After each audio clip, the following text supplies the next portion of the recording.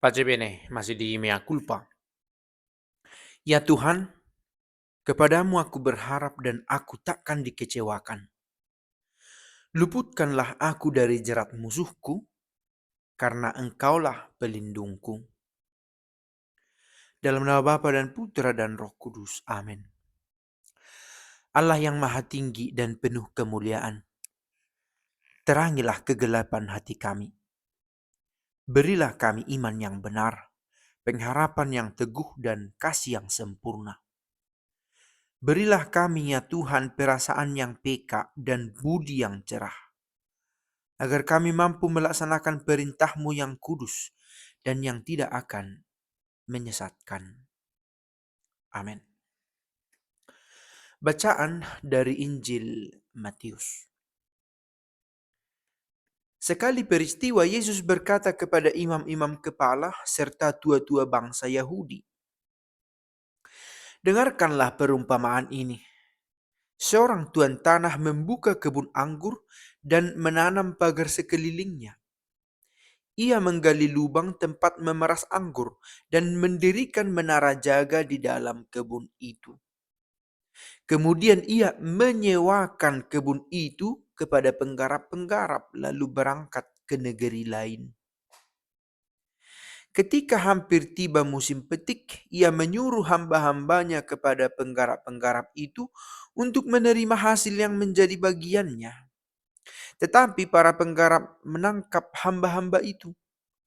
Yang seorang mereka pukul, yang lain mereka bunuh, dan yang lain lagi mereka lempari dengan batu. Kemudian Tuhan itu menyuruh pula hamba-hamba yang lain lebih banyak daripada yang semula. Tetapi mereka pun diperlakukan sama seperti kawan-kawan mereka.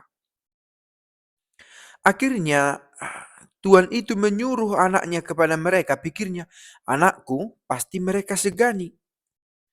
Tetapi ketika para penggarap melihat anak itu, mereka berkata seorang kepada yang lain, "Ia adalah ahli waris. Mari kita bunuh dia, supaya warisannya menjadi milik kita." Maka mereka menangkap dia dan melemparkannya keluar kebun anggur itu, lalu membunuhnya. Maka apabila tuan kebun anggur itu datang, apakah yang akan dilakukannya dengan penggarap-penggarap itu? Kata imam-imam kepala dan tua-tua itu kepada Yesus, ia akan membinasakan orang-orang jahat itu, dan kebun anggurnya akan disewakannya kepada penggarap-penggarap lain yang akan menyerahkan hasil kepadanya pada waktunya.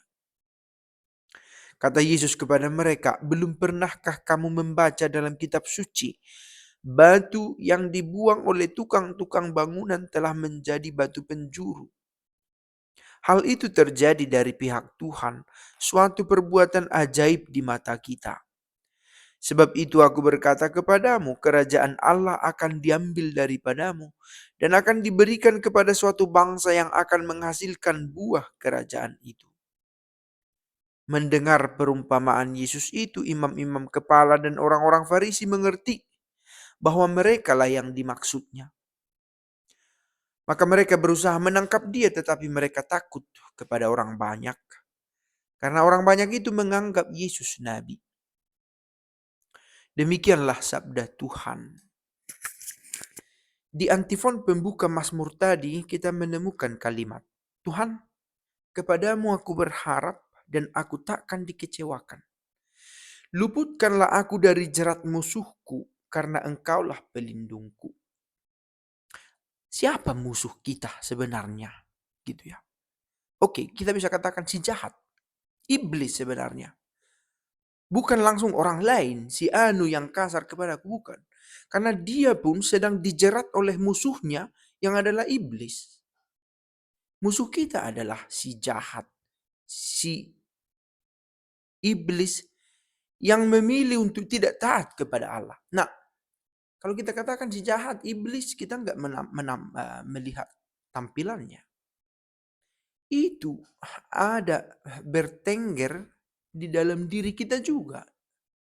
Ia menyusup ke dalam hati kita. Bahkan sampai-sampai kita tidak tahu ini maksud si jahat atau maksud hatiku yang ingin baik di hadapan Allah.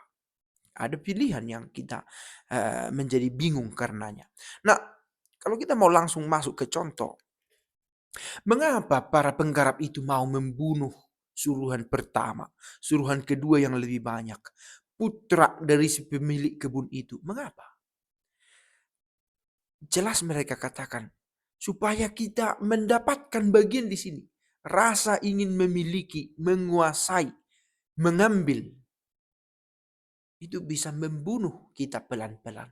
Bisa membuat kita semakin jauh dari Allah. Kalau kita tidak bisa mengawaskan diri kita dari godaan si jahat untuk menguasai, memiliki lebih lagi, bahkan yang bukan milik kita.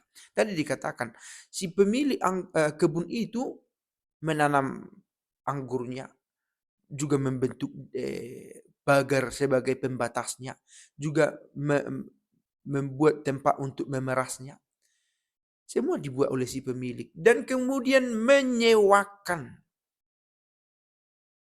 Seperti Allah yang berkarya dalam hidup kita dan kita yang ada di sini bukan sebagai pemilik, tetapi diberi ruang. Semua datang dari pemberian Allah. Ketika suatu waktu kita merasa menjadi pemilik, menjadi tuan yang berkuasa akan satu dan lain hal, akan tempat, akan harta, akan diri orang lain, ketika itu sebenarnya kita sedang begitu rapuh, dikuasai oleh musuh. Lalu bagaimana? Apa yang mesti kita buat? Tuhan, kepadamu aku berharap dan aku tak akan dikecewakan. Luputkanlah aku dari jerat musuhku, karena engkaulah pelindungku. Sadar bahwa kita ini bukan penguasa, pemilik, tetapi orang yang begitu diberkati sehingga kita bisa memakai sesuatu. Bila kita menyadari ini, kita juga bisa mengetahui batas-batas kita dan mengatakan kepada si jahat, tidak. Jangan ajari saya untuk mengambil milik orang lain, untuk menguasai yang bukan wilayah saya, untuk menjadikan seseorang seolah seperti milik saya dan ia harus melakukan apa yang saya mau. Dan itu banyak terjadi dalam perkawinan, terutama ketika setelah berdirinya institusi keluarga, setelah adanya ikatan itu, seseorang merasa tuan atas yang lain dan pasangannya seolah-olah harus mengabdi kepadanya untuk memenuhi keinginan-keinginannya. Tuntutan ini memang tentang kebutuhan kita, tetapi ketika kita menuntut orang lain dan ia tidak melakukan apa yang kita inginkan, kita menjadi kecewa. Nah, seringkali kekecewaan itu datang sebenarnya bukan dari orang lain, tetapi dari standar yang kita bentuk. Dari keinginan memiliki pelayanan, memiliki jasa-jasa yang orang lain lakukan kepada kita. Semoga bacaan ini membantu kita merenungkan supaya kita meminta perlindungan dari Allah dan supaya kita diluputkan dari godaan si jahat. Amin. Pace bene.